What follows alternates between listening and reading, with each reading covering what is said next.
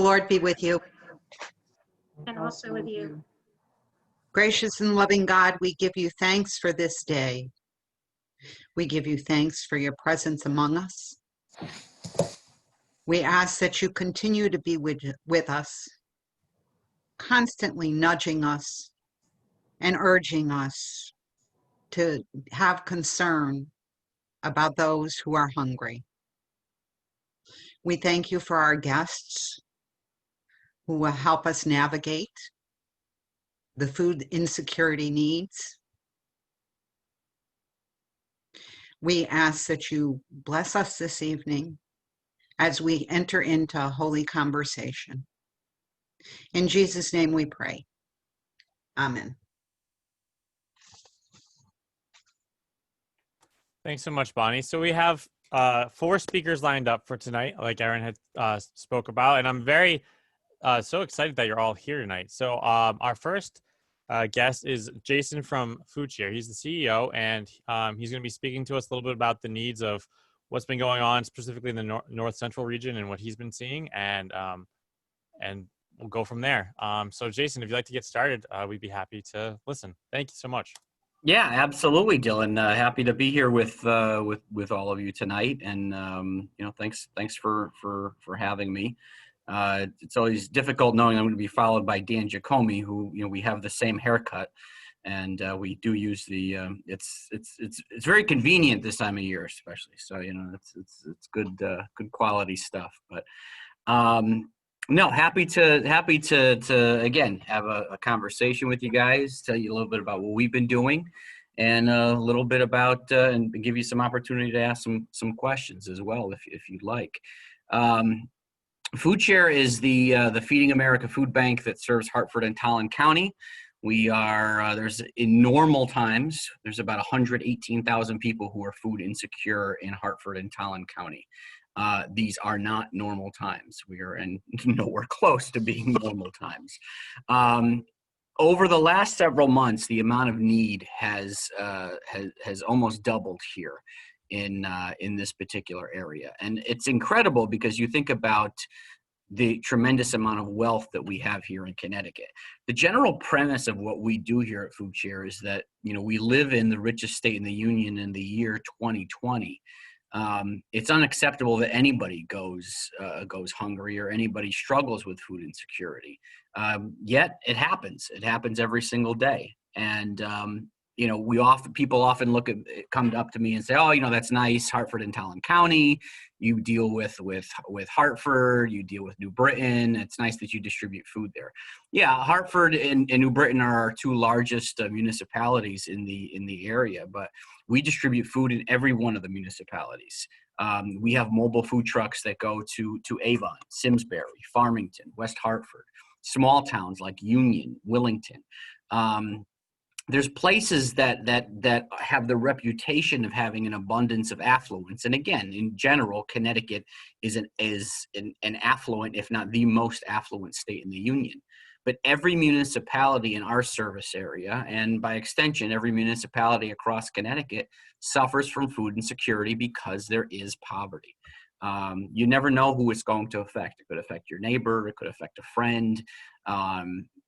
Many people are 1 paycheck away, 2 paychecks away from not knowing where their next meal is going to come from. That is what we've been saying for years, and that has never been highlighted more than over these last 7 months. COVID has really been a game changer in so many different ways. I mean, for all of us in our personal lives and our professional lives, it has been difficult. I'm the father of 5 kids, just figuring out which weeks they're supposed to be physically in school and which weeks they're supposed to be home. That in and of itself is enough to drive us crazy. But we're dealing with a number of different problems, and it's not just the virus itself. And what I often say is that even if the virus, the biological virus, were to be solved tomorrow, we're still looking at a 12 to 18 month lag on Connecticut's economy and the nation's economy, quite frankly. So the people that we're helping and the people that have been affected by COVID are going to be dealing with this for a while. And that's why it's important that we're doing what we're doing on a daily basis. I'll give you some numbers in terms of what we have been doing. In the immediate days of COVID, in those very early days of COVID, we had to completely change our distribution model, literally overnight. And if you all remember, the world changed overnight. We had 60 different mobile sites. We had about 250 partner programs that distributed food.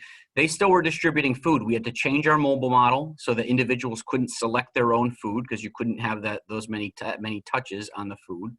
We had to start packaging food ahead of time and delivering and giving it to individuals out in the mobile trucks in different communities. We saw immediately about a 34% increase among our partner programs in terms of the amount of food that they were taking, because people were going to their lines. They couldn't find what they needed at the grocery store, so they were going to local pantries. What we discovered very early on as well was there was a very sudden need, a very immediate need that wasn't being met. People who weren't familiar with who weren't familiar with food insecurity and how and where to get food. So back in April, we opened up a emergency food distribution at Rentschler Field, and some of you may have seen the pictures of that on the news or in the newspaper. We didn't know what to expect, and on the very first day, we had 1,200 cars. It is now 26 weeks later, and we have 26 weeks. It is. We've been doing this for exactly half a year at Rentschler Field. We're getting about 1,700 cars, still getting about 1,700 cars a day coming through there to pick up anywhere from 20 to 30 pounds of food. At Rentschler Field, since we've begun this journey, we've distributed more than 5.5 million pounds of food, and we have served more than 150,000 families here in Hartford and Talon County. The distribution works because it is safe. Individuals don't have to leave their car. It is a drive-through distribution. We have the product. We are able to have to purchase the product, but we're able to get the product to people, putting it in their trunks, and in some cases putting it in their front seat, wherever we can, in order to help them have as little minimum contact with it as possible.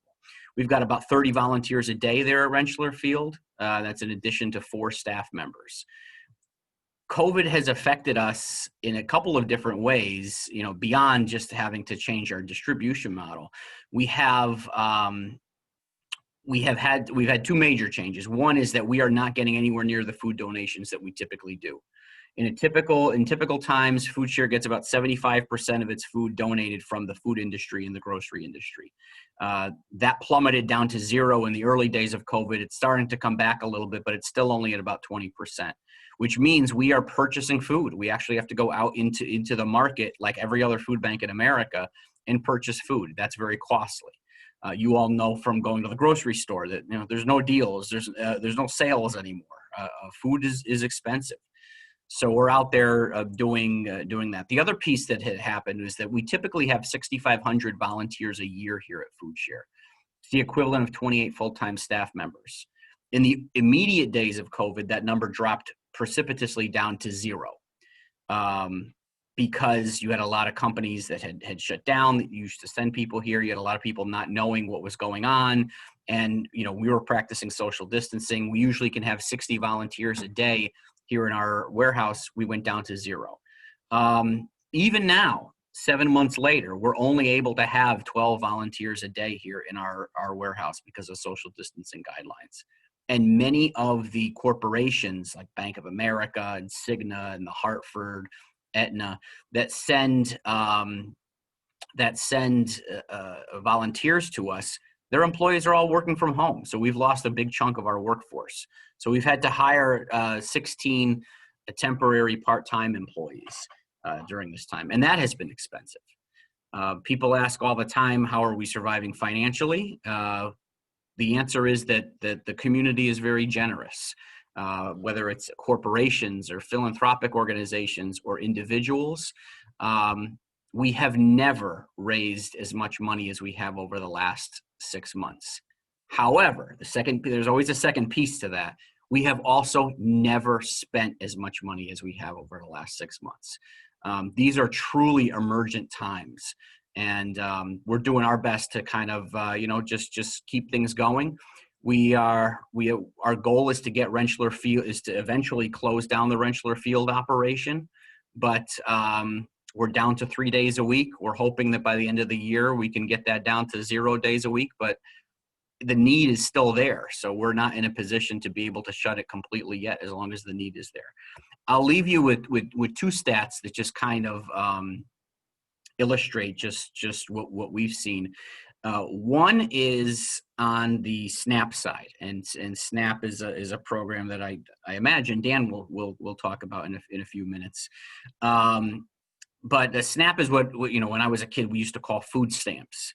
It's a government assistance program. We actually have a SNAP outreach program here at Food Share in which we go into different communities, different neighborhoods, and we do what we can to help sign people up and navigate that very cumbersome federal process. In the first 2 months of COVID, we enrolled as many people in SNAP as we did in all of 2019 combined. That blew me away when I heard that, because you realize just what an immediate need there is out there. In 2019, we spent $350,000 on purchased food. That was all we spent on purchased food. Most of our food was donated. In the first 2 months of COVID, we spent $1.5 million on purchased food. And the one that always gets me, and it still gets me to this day, we did a survey in those early days at Rentschler Field of the cars that were coming there. And our Institute of Hunger Research and Solutions, who did the survey, found that 73% of respondents had said that they had never used one of our services before. That number blew me away. It really did. Because what it meant was these were people that had never experienced food insecurity. And then when you start talking to people, you hear the stories. Gainfully employed, 5-6-figure salaries, no prospect of possibly losing their job, yet this pandemic happens, and all of a sudden, for no fault of their own, the rug gets pulled out from under them. Maybe they're living paycheck to paycheck. Maybe they survived a couple of weeks on their savings, maybe. But at some point, the furlough runs out, or the payroll protection program runs out, or the savings runs out, and they had no choice but to come to our lines at Rentschler Field. A lot of them come with tears in their eyes. A lot of them come asking for forgiveness sometimes. I'm sorry we have to use this service. Don't be sorry. This is what we're here for. This is why we do what we do every single day. And I'm very fortunate that I have a tremendous team behind me. We have 55 employees. We have an army of volunteers. And the Central Connecticut community is just the best in the world.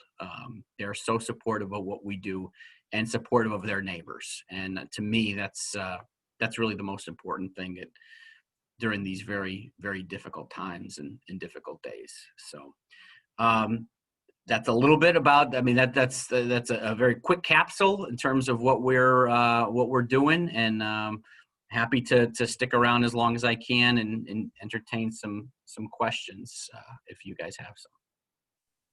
Great, thank you so much, Jason. I appreciate that insight, and that's really powerful numbers to hear. So thank you. Yep. Moving on, we have Dan Giacomi, who is the SNAP Program Administration Manager. Dan, take it away. Well, thank you, Dylan. Thank you for the kind words about my haircut, Jason. I appreciate that. I feel your pain. As Dylan said, my name is Dan Giacomi. He gave you my formal title. Informally, I'm the SNAP Director for the state of Connecticut. So what that means is I'm the liaison between the state and the Food and Nutrition Services, who are the federal agency, part of the USDA that provides funding for, as Jason said, the SNAP or food stamps, as they're colloquially known to those of us that are old enough to remember that. So just like Jason, I wanted to give a brief overview of the SNAP program here in Connecticut, a little bit about the numbers, and a little bit then about the need and our response to the COVID-19 pandemic as it occurred. I had the pleasure of working with Jason, with Andrew, with Mike Corey, all the speakers here tonight on a food policy group that meets weekly. And it's been amazing to hear everybody speak about the need and the work that's being done throughout the state. So I especially appreciate being here with all of you and being able to learn from all of you and hear about some of the work that you all are doing in the Northwest and North Central regions. So for the state of Connecticut and the SNAP program here in the state, the first number I'll give is 385,000.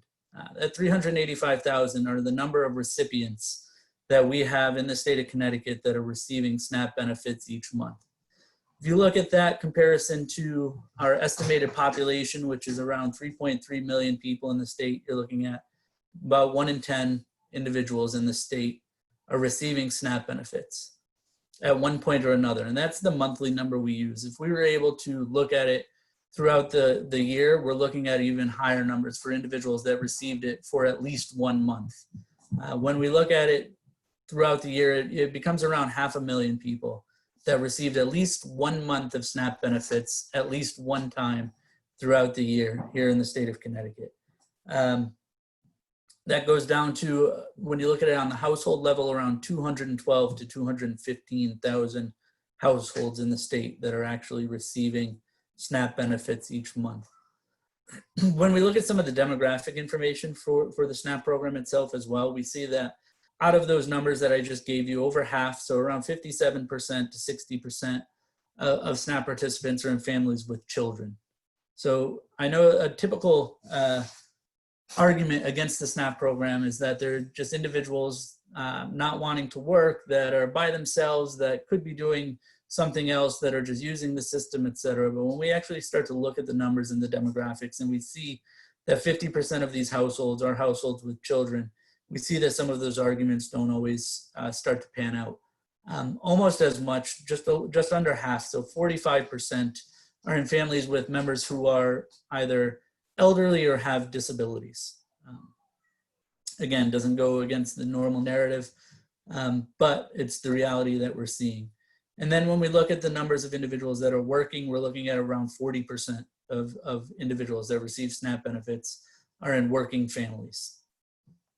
Now, I bring all that up to say, as Jason said, once we saw this pandemic hit us and we saw it coming in February and March, what we began to see is our numbers and our demographics and our families changed dramatically from what we were seeing throughout our normal years and our normal processes. Just like Jason, in our offices, and we have 12 regional offices set up throughout the state in most, if not all, of the major cities here in Connecticut.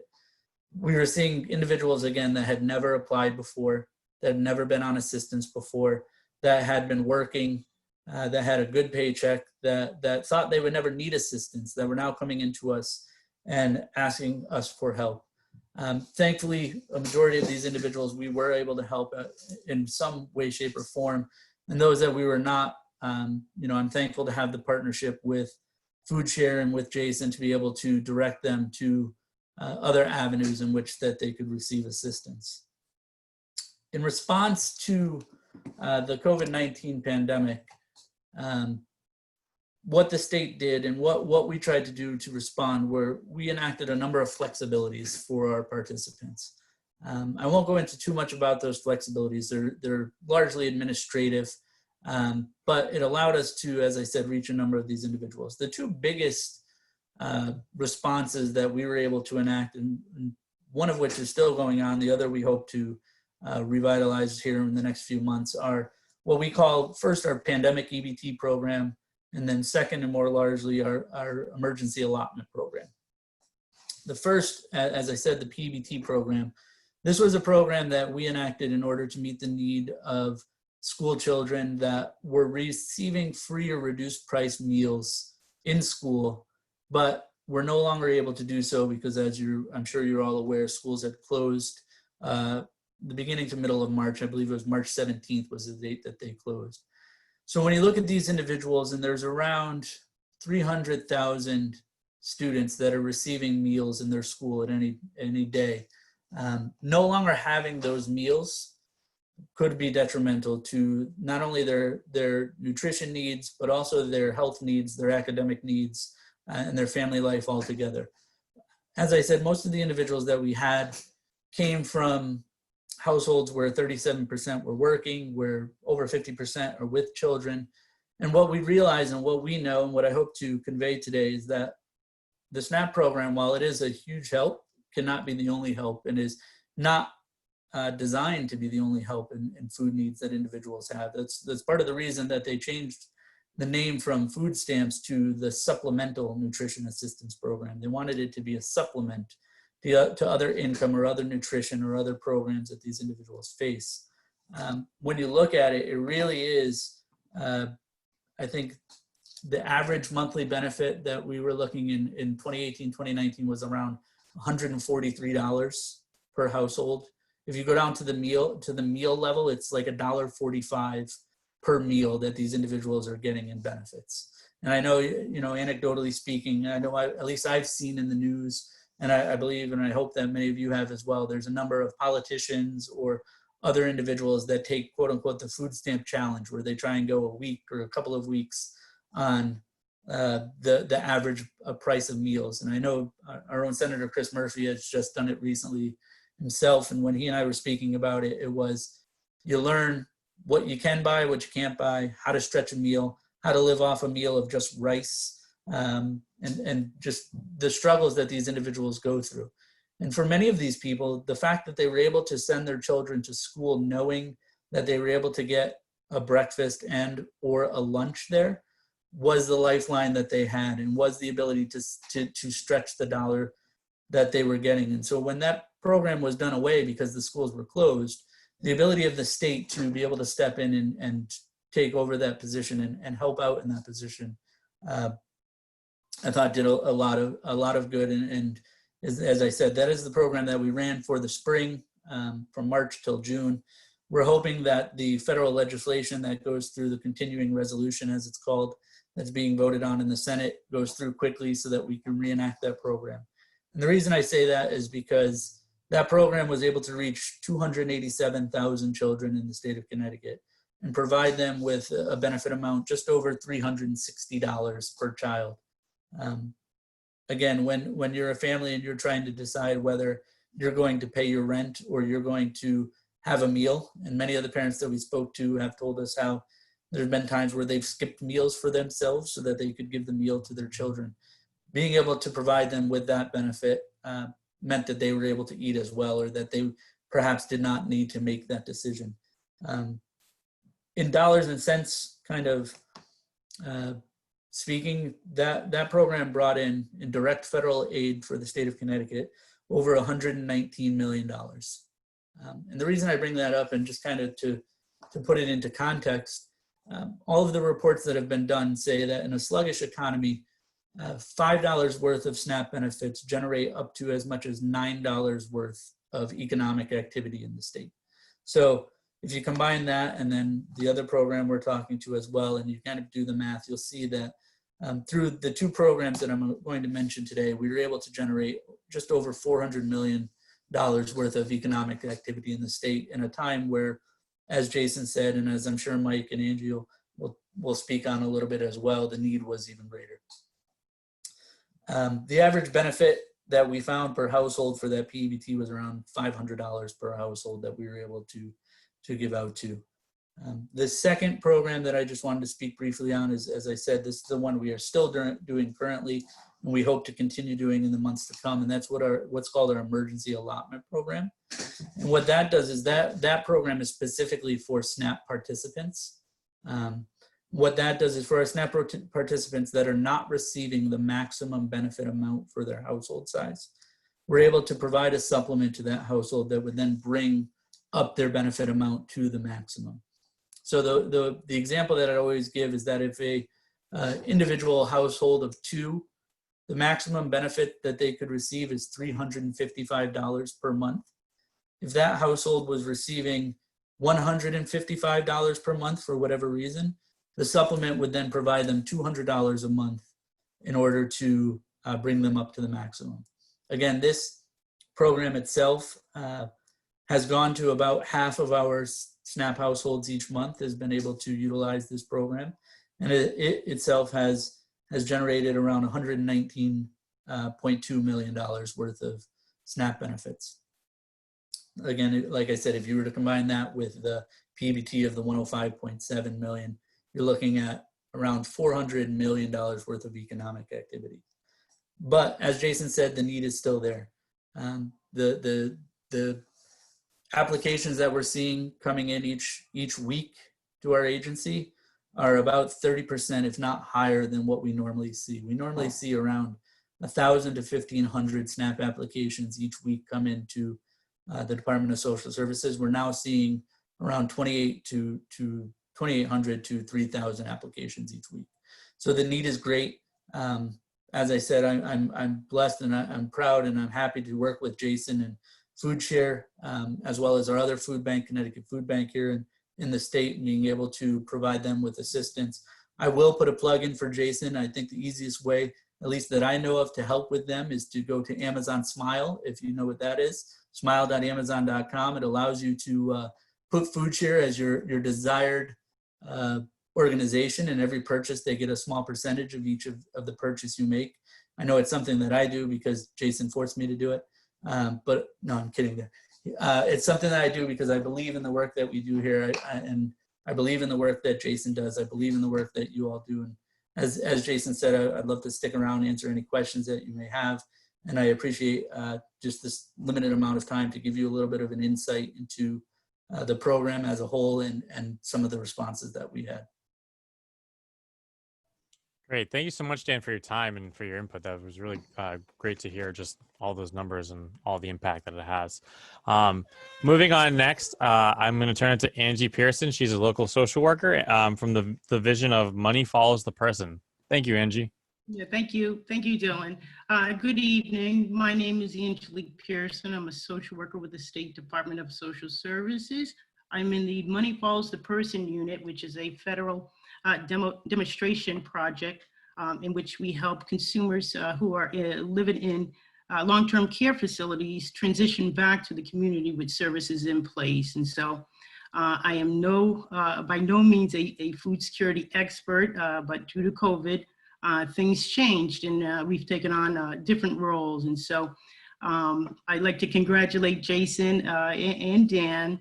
I sit in on those meetings and I listen to them, and I can't believe what's being done and how much product, Jason, that you actually move and food you get into people's homes. Dan, kudos to you for all that you've done, and especially with the online EBT usage. That's great. That is a game changer for a lot of folks. So I got involved with this because our department received a request from the governor's office to partner with the Department of Agriculture, also with InfoLine 211, and also DoorDash to get home delivered meals to our homebound individuals who are at high risk. These are our seniors who have tested positive and are sick or self-isolating because they are afraid to leave their houses. And so that's what we did. And we went on a survey that the governor's office sent out to all the towns of Connecticut to see what plan they had in place to get food to those individuals, and whether or not they had the capacity to meet the need if there was a surge that was going to happen. And so we followed up with that. We had a couple of food donations, food partners in the Hartford area. That was a town that indicated that they were in need. And so we partnered with United Healthcare, also Juniper House, which partners with Elmwood Kitchen out of West Hartford. And we were able to secure about 5,000 meals. And we sent out requests to our resident service coordinators of our senior housing buildings who were able to identify folks who were at high risk and didn't qualify for any other program. We sent out requests to our local VNAs for people who they could identify as high risk protective services. And so we started delivery at the end of April, and those deliveries lasted until the beginning of June. working with 211, they have the capacity to do some reports as far as what areas of the state were in need. And so we came up with a couple of towns. Torrington was in high demand for delivered meals. So we started out in Torrington. We also partnered with the Salvation Army to supply food boxes to people. It's not prepared meals. These are food boxes which have non-perishable foods that last 3 or 4 days. And so we were able to identify people in that town.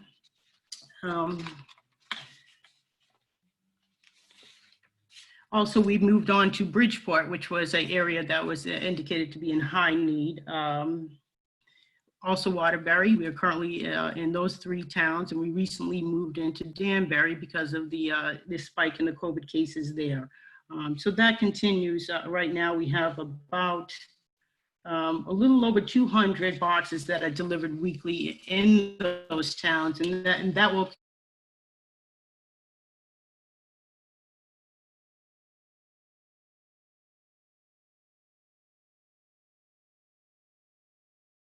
continue. Also, the big thing for the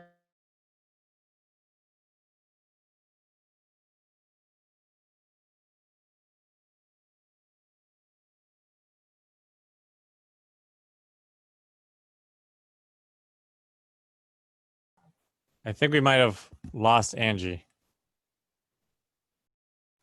Oh, 1 second.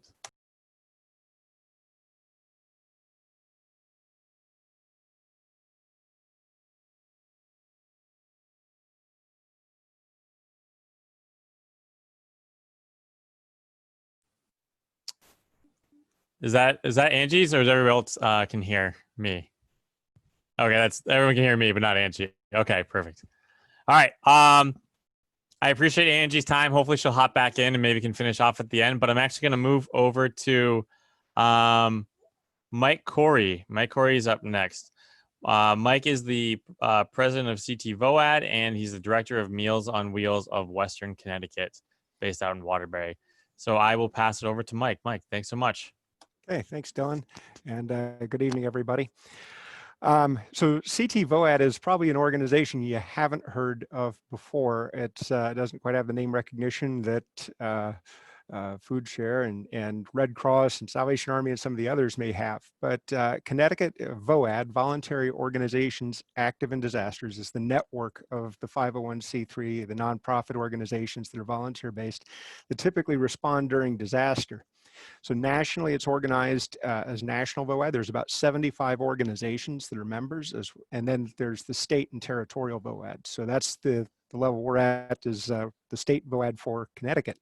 We've got about 15 members, including in Connecticut and those involved with food insecurity response to COVID, Food Share, Connecticut Food Bank, and Salvation Army, as well as others that are playing a role as well. We've heard of 211, United Way 211 has also played a role. So normally the VOAD organization, or that network of organizations, is not an operational component for a disaster unless there's a big problem to solve, and definitely COVID has definitely presented us some big problems to solve. The advantage to the VOAD network is that you have access across organizations to expertise in a wide range of areas: volunteer management, donations management, disaster case management, and so on. So it gives you a great network to leverage. And that's something the state has fortunately taken advantage of, having a solid state VOAD present, and our members have really stepped up to answer that call. Now, the way this really came about for our involvement was, we're all volunteer based, so we have a lot of volunteer management expertise in our ranks.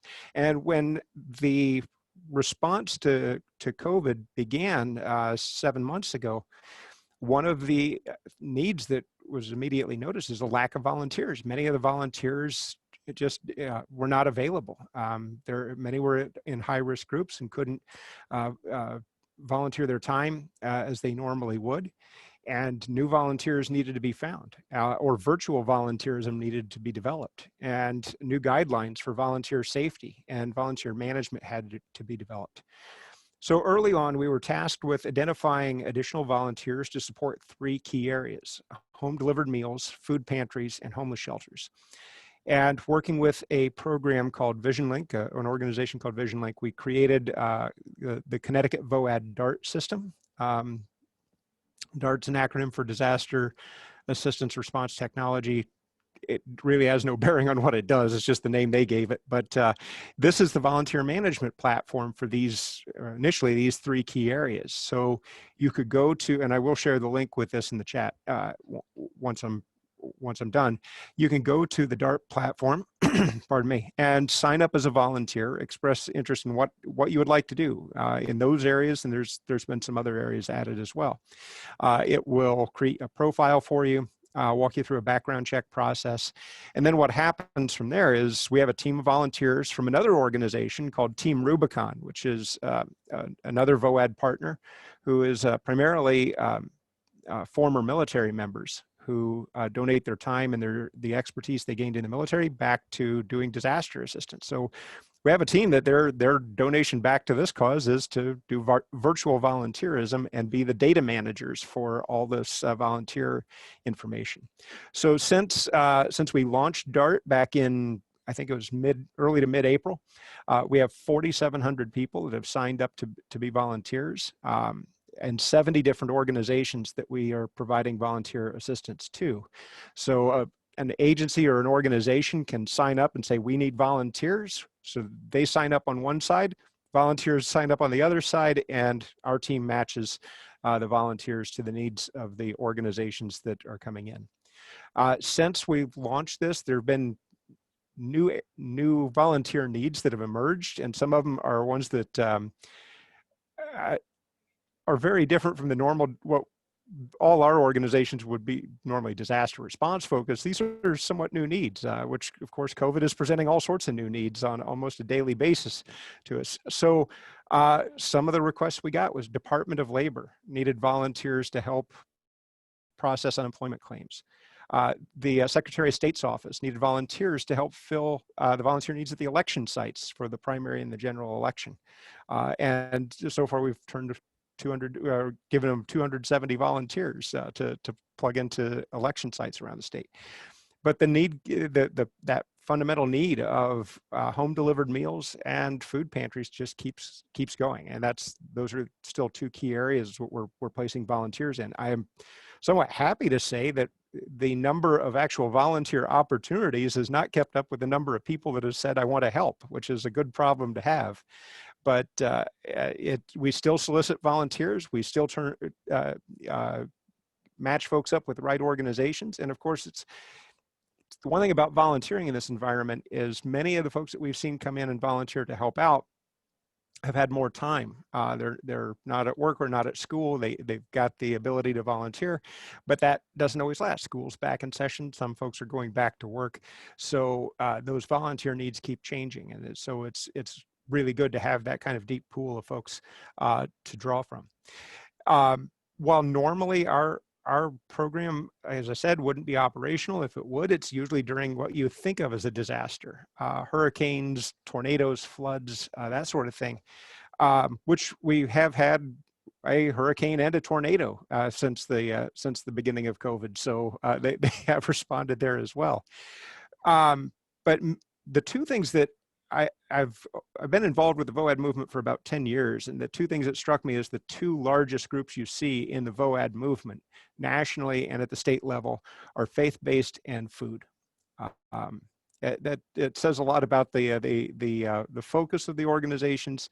You know, I mentioned who we have as our state partners on the feeding side, and also include Salvation Army and Southern Baptist and Operation Barbecue Relief, or a few others, but and nationally, things like Convoy of Hope and Feeding America. So there's a tremendous amount of work that the VOAD organizations do in the feeding area, and part of our job is, and my job as VOAD leadership, as well as the rest of our board of directors, is to help be a conduit and match folks up and make those connections so these big needs get met across the state. And sometimes it's just introducing two folks who can have a conversation, who can go make things happen from there. So that's our big role, as well as doing the volunteer management side. And we're getting ready to shift gears again as we begin to look at the long-term recovery from COVID and how to manage that. So that's just a little snapshot of what Connecticut VOAD is doing. Again, we're more of a convener, introducer, and a little bit of a problem solver, but we, our strength really comes from our member organizations like Food Share and Salvation Army and United Way. It's the expertise and the capacity that they bring to the network that really makes it successful. So thank you all for doing this, and God bless. Thanks so much, Mike. So we can take about 10 minutes or so, 10, 15 minutes of questions. I appreciate all of our speakers here. And if Angie comes back, we'll let her into the Zoom chat. But if you would whoever would like to ask a question, I just ask that you'd raise your Zoom hand. If you follow the three dots on the bottom right under the participants list, raise your hand and I will, you can unmute yourself, but I'll call on you. So whenever you feel called. Denise. Hi there. I don't have a question, but what I do have is, for those of you that live in the northwest corner, there is a debate with Johanna Hayes and Sullivan, and I forget the third candidate's name, but today is the last day to put questions in for that debate. And I think if everybody here thought of one question about food security for the national level, it would help raise that awareness, and that could help us all out. And I will post a link here to where you can get the information to either watch the debate or submit a question. Great. Thanks so much, Denise. And we'll look forward to Sure. that in the chat. Up next, we have Jack. Let me unmute you. Hi. I'm at Church of the Good Shepherd in Hartford, and we're a big fan of Food Share. The pandemic has kind of limited what we are able to do as we would normally do for our neighbors. We can't do meals, or we haven't figured out a way to do it. And even with the Food Share mobile food pantry, many of our volunteers, our typical volunteers, are in the high-risk group, such as myself. So luckily, Food Share has come up with some of their own volunteers, but that's limited us. And we're looking for things that we can do beyond. I mean, we have kind of cranked up our financial contributions during this time, but we're looking for other things that we can do that don't require a lot of group activity and don't put our members in risky situations, and would be happy to hear any ideas any of you have for that. Thanks, Jack. I'll open the floor up to whoever would like to answer. Jack, first, just thank you very much for everything that you guys do. You guys are a great partner of ours and distribute a lot of food there every single year. So we appreciate that. And yeah, I mean, your conundrum is the same that a lot of different places are having.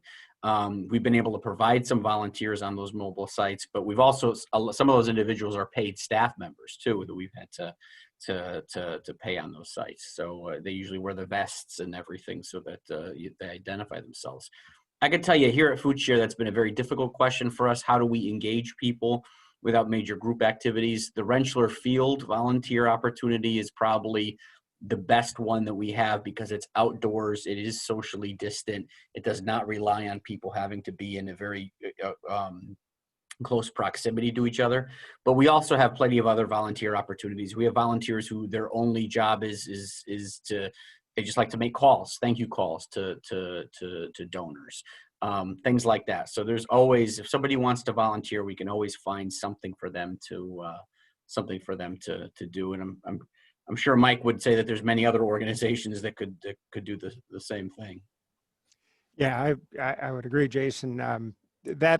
So one of the groups that I'm part of is the National VOAD Volunteer Management Committee, and it's one of the things that I think everybody's struggling with is how, you can't do as much in-person volunteering, and there's only a certain amount of virtual volunteering that possibilities that are out there, but I think more and more trying to get imaginative about how to still engage volunteers in that way, and definitely making phone calls. Also doing, like I said, I'm using some for just some data management, and that can occasionally be done if it's not something that's too terribly secure, or with the right arrangements. But yeah, that is one of the challenges. I know I've put a call out to our members many times. If you've got any virtual volunteer opportunities, please let us know, because we can really push those out and try to get those filled. But it is a challenge, not just here, but really across the country right now. Great. Thank you so much for your responses. Let's go to John Lynch. You're up. Thanks. An observation, because I've been boots on the ground for, I don't know, 15 years. There seems to be 3 categories of food insecurity.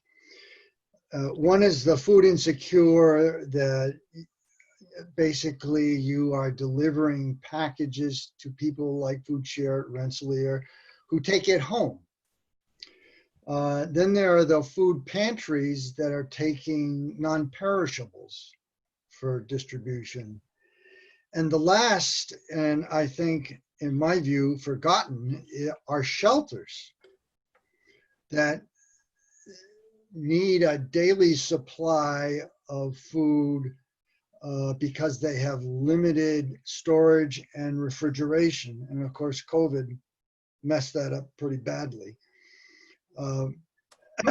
I can tell you that I used to deliver to Food Share. And at the end of 2018, I got told that Pepperidge Farm was delivering to Food Share, so my 4,000 pounds of bread a year went to my own route, which I now have. And I take food from a supermarket that Geisler's in Granby. They leave it out for me every day, and I pick it up and I drive it into Hartford. And I can tell you, the food is out there. It's all about logistics. It's about getting the people who have it and don't want it to the people who need it. And my experience has been that the shelters now have, because of COVID, folks went to motels, and that closed down a lot of shelters. The only one that remained open was South Park Inn, and I visit them every day. And I visit Hands on Hartford on Bartholomew Street. But if you're looking for ways to volunteer, the supermarkets have their day-old stuff that they dump in a dumpster. And it's about consistency, and it's about picking it up and getting to someone who's wanting to take it. And we have in the North Central region, we're trying to arrange a similar ministry with Geisler's in Warehouse Point, who's willing to put out their goods every day, but they need to have them removed every day. And there are some logistical problems with that. None, for me, sometimes it's the car, but it can be done. And it's a one-off with a little work. Like I said, my donations to Food Share, and I only went once a week to Food Share, but over 3 years it was 12,000 pounds is what I delivered to Food Share. And that doesn't count the other 6 days a week. Thanks for sharing, John. Do you have any specific questions to ask? Oh, for Jason, I used to deliver at 7 o'clock bread to a facility where it was open for, I guess, the agencies to go in. And the last time I stopped, it looked like that was completely closed, and that you were targeting these packages that you just hand out and put in the car.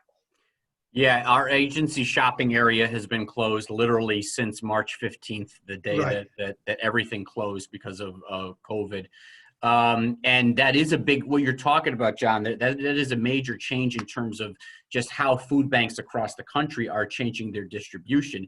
It used to be, and it's a perfect illustration, we'd get people donating bread, we'd get people donating non-perishables, we'd get people donating perishables, and then pantries would come and they'd almost like go shopping. We called it our agency shopping area. Since COVID has hit, it has gotten to be a much more streamlined distribution, in which literally we're given boxes of food, whether sometimes it's from the Salvation Army, sometimes it's from the federal government. Right now, through the end of October at Rentschler Field, we're giving away boxes that the U.S. government paid for through the USDA. And it's, hey, here's a box of food, we're going to put it in your car. That is not a best practice. That is not the way that we like to do business. We believe in giving clients choice. We believe in letting them pick their own food. Unfortunately, as long as we are in this pall of COVID, we have to limit the amount of contact. But our plan would be to open up that agency shopping area as soon as we're able to. That USDA packages, I belong to the Lions, and they're getting trailers of prepackaged 40 pounds milk, meat, and all of that. Mm-hmm. I'm scratching my head saying, Sean, I don't want to cut you off, but I do want to make time, just for a few more minutes left for the remaining questions. So if you just wanted to finish off, I'm sorry to interrupt. But yeah, my question on the USDA thing is, why aren't they being funneled through food share?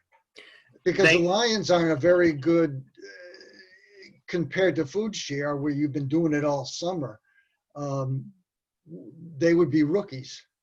That's a great question, and a question that myself and other food bankers in Connecticut have certainly been asking ourselves. I'll give you the simplest answer. There's 40 trailers. Say there's 40 trailers a week available here in Connecticut. The most that we can move here at Food Share, say, is 20. The most that Connecticut Food Bank can move is 10. The vendor wants to move those last 10 because he wants to get paid by the federal government. So what he's done is he's partnered with the state of Connecticut to try to find other organizations like the Lions to be able to distribute that food. Clearly, using a food bank like Food Share or Connecticut Food Bank is the first preference, but there is a abundance until the end of October, when the program magically disappears. Thanks so much for your response, Jason. I'm going to move on to Bonnie, and then we have two others who messaged me. We have Laura and Ann, too. So Bonnie, you're up. My question is for Mike Corey. Do you have a counterpart that covers the central part of Connecticut? For Connecticut VOAD, we cover statewide. Statewide? Yeah. Okay. I thought I understood that you were mostly in the northwestern part of Connecticut. No, the state VOAD covers the entire state. Okay, thank you. Mm-hmm. Great. Thanks, Bonnie. And then I'm going to move on to Ann. I will unmute you. Oh, nope. Actually, you can unmute yourself. My question is for Jason. Also, the COVID requirements, it's very hard to find any website that lists any changes that are made, and we are constantly having to try to explain the new distribution system to volunteers. Where can we find information about what's required now? You mean what's required from food share or from the state No, department of of food public health? pantries, of not being able to use individual shopping, that model anymore.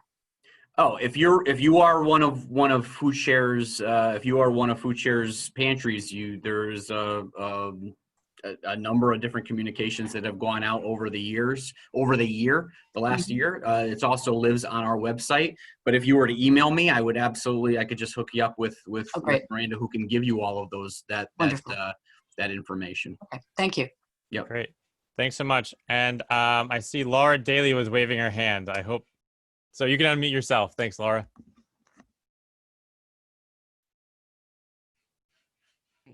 There we go.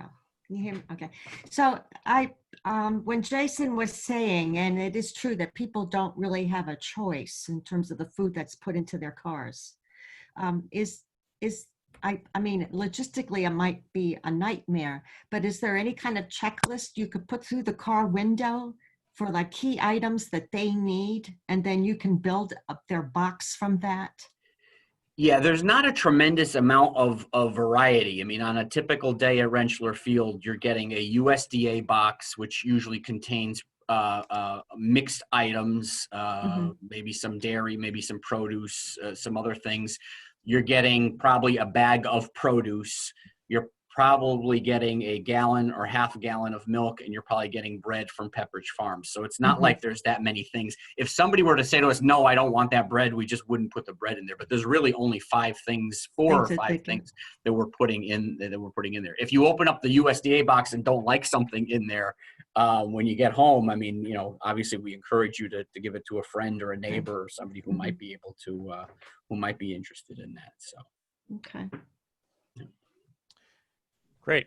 Thanks so much for your question, Laura. Any other questions? I'm trying to look at the pictures and people too. Is that everybody? All right. Carolyn, happy. We'll take this as the last question. Carolyn, you can unmute yourself. Thank you, Dylan. Thank you very much. And I realize this is probably going to be an infuriating last question, so I'm sorry. But I was thinking about how, Dylan, you have been sharing with me at Christ Church in Bethlehem the concerns about families who are homeless with children and the other items that they need in addition to food, of course. But I'm wondering if it's ever been conceived that if travel and moving things around is so challenging, if there's ever been an idea that you could add to boxes of food going to families with children, additional items that would be satisfying for home, whether it's art supplies or books or something that's not necessarily age or gender specific, but I think that there are a lot of people who are afraid of getting involved in potentially risky connections through COVID, who maybe could then instead do that kind of shopping, whether they're doing it online and they're putting together bundles or something along those lines. I was thinking about that gentleman from Hartford and how frustrated he feels. Yeah, I can tell you, we're never opposed to distributing anything along with our food, but it all depends upon how we can acquire it and if it can get donated, basically. So, like, I'll give you an example. This summer, Lego donated what can only be described as an absurd number of Lego kits that we distributed at Rentschler Field. So that was great, but that's not something we would be able to go out and purchase on our own. But if somebody we also partnered with the Hartford Public Schools. We would give out food on days in which they were giving out supplies at some of the schools. So we try to partner on those things. But your point is very well taken. Yeah, and just to add to that, you know, because that's one of the issues that many of the VOAD members face is a donations management challenge, and I think other partner organizations to VOAD, as long as the ability to take the donations, store them, and deliver them could be met, that's something that I think they would they would be open to. It's just, I know from doing disaster work for a long time, donations can sometimes be quite a challenge when it's stuff, for lack of a better term. Exactly. So I think as long as it is done well, I think many of our organizations would be open to that. It's just that the donations management piece is one of the trickier things. It's probably something to try on a smaller, more local, granule. Yeah, on a level. community level, I think that would be. Yeah, and it would then be maybe far it could easier to work do. its way up, because Yeah. that's what Dylan and I always talk about, is the idea of the small Episcopal parishes being like the wagon wheel around the hub of Waterbury. Yeah, and sometimes, if you can do it successfully at a community level, then it's not so much scale it up, but just replicate it somewhere else. And Right. yeah. Right. Right. Thank you. Well, thank you. So we're at 6:35, so we're at 5 minutes over. So I just wanted to express the regret that we lost Angie, but maybe at some point we can gather again with her and some other social workers and have another discussion. And I wanted to thank the 3 other panelists here tonight. So thank you so much for your time. And with that, I'm going to just pass it over to Bonnie as we head out. Okay. Yes, gentlemen, thank you so much for being with us this evening. As you can hear, COVID is and food insecurity is not going away. And as we go into the fall and the winter, I encourage each one of us to bring back to our parish the concerns that we may have around food insecurities and what we may be able to do, whether it is to be able to speak with a senator, whether it is to champion for the need for some of these issues to be addressed, whether it is to creatively work with Food Share or with Mike Corey or Dan with SNAP to figure out what we can do on parish levels, because many of us working together can make a difference. And I think that we are being called to do this. The North Central region recently sent out a survey in the past month, and to all of the parishes in our region, and 19 parishes responded. Overwhelmingly, we are involved with food pantries, some of them having been closed since COVID, Church by the Pond, and Loaves and Fishes. But we got back some very, very interesting responses that are creative. One parish is working with helping to determine whether or not people are eligible for SNAP. As John had mentioned earlier, we are trying to connect food sources with food needs. We need people to transport that food if we make connections. What's wrong with going to your local grocery store that's right around the corner and asking if you couldn't have their bread? These are the creative things that we want you to look at to encourage for the future. And we also hope to have a conversation about some of these ideas that we can share with one another and not reinvent the wheel. And Dylan, I believe that you have a couple of things that are happening in the Northwest corner that we want to come together again in probably 6 weeks to have conversation around. If you can quickly just give us a brief synopsis of what some of those might be. Yeah, thanks, Bonnie. So I'll be very quick. We have 3 great programs in the Northwest. So when we come together again in 6 weeks, our parishes can discuss, or our parishioners can discuss it. But we have a program with Denise Butwell, who's on this call. She does Feed Your Neighbor Northwest Connecticut. We're working in conjunction with local restaurants and food pantries and raising money to provide fresh food for those soup kitchens in our Northwest region.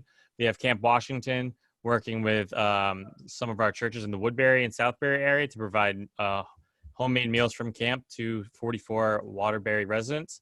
And we also have Make a Meal, Make a Difference with a frozen meal ministry. Sorry for the screaming kids. Frozen meal ministry that provides meals every night of the week for homebound residents. That's taken off to about 10 or 11 residents with 4 churches. So we've got a lot going on out here that would be happy to share in a couple weeks with you all. So thank you. Great. Yes, and we do have a parish that's providing 80 hot meals a week that is distributed through the Hartford Catholic Workers. So there are so many things that we can do out there that we can have conversation around. I would like to request, I don't know if she is still there. She may have gone off. Pat Jackson or Jesse Karp, are they there? No. I'm here, Bonnie. Jesse, after I give the closing prayer, would you please dismiss us as That the would be deacon? my privilege. Okay. As we bow our heads in prayer, may we be open to God working through us in creative ways to not only feed those who are hungry, but to build relationship with others, to fight for the prevention of food insecurity. I found this prayer on caritas.org. Gracious God, we thank you for the blessings of food, water, shelter, family, and well-being. As we enjoy healthy food, we will think of those who struggle to feed their families every day. You taught us to pray.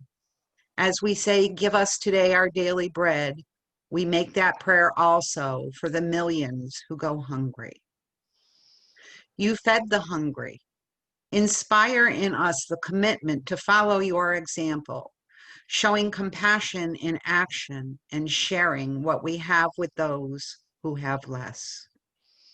You cared for all. Help us to remember your command to love one another. Help us to see you in each of our brothers and sisters, especially those who are in need. You are the bread of life. Strengthen us as we work for justice in the world.